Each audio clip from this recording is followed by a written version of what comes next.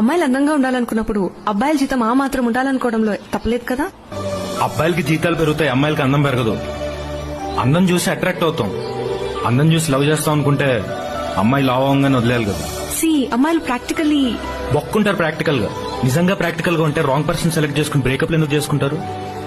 ముందేమో fantasy world లో ఉంటారు. మీరు హై హీల్స్ వేస్తే గానీ 5'5" ఉండరు. మీకు మాత్రం ప్రభాస్ హైట్ ఉండాలి, మహేష్ బాబు లుక్ ఉండాలి, అట్లా కూల్ గా ఉండాలి. మీ కవర్ పిక్ డిస్ప్లే పిక్ వారం రోజులు పొగిడితే చాలు పడిపోతారు. ఒక 6 నెలలు గ్యాప్ ఇస్తే వాడు ఒక ఎదవని తెలుస్తుంది. బ్రేకప్ కాని వాళ్ళు ఎంతమంది ఉన్నారు చెప్పు. ఓ బ్రేకప్ అవ్వగానే లైఫ్ మొత్తం అర్థమైపోయినట్టు ఏదో బిల్డప్. ఆ తర్వాత నాలంటి వాడు వచ్చి ప్రపోజ్ చేస్తే ఫీలింగ్స్ లేవంటారు. వెళ్ళి పొగిడితే పొగిడించుకుంటారు, బ్లషింగ్లు స్మైలీలు. నువ్వంటే ఇష్టం చెప్తే మాత్రం సీన్ అండ్ బ్రూటిక్స్ వస్తాయి, రిప్లై రాదు. ఎందుకంటే మీరు సడన్ గా ప్రాక్టికల్ అయిపోతారు కదా. ఎంత జరిగినా ఈసారి వచ్చినోడికి పడకూడదని మొండిగా ఉంటారు తప్పితే ఎవడు జెన్యూన్ ఎవడు ఫ్లర్ట్ మీకు అర్థం కాదు. ఒక 6 నెలల్లో హ్యాండ్ ఇచ్చి వెళ్ళిపోయేవాడికి ఏ రూల్స్ ఉండవు. లైఫ్ లాంగ్ కమిట్మెంట్ ఇస్తా అంటే మాత్రం నమ్మరు. దానికి తోడు స్పెషల్ స్టేటస్లు, ప్యాకేజ్లు, ఎక్స్పెక్టేషన్స్.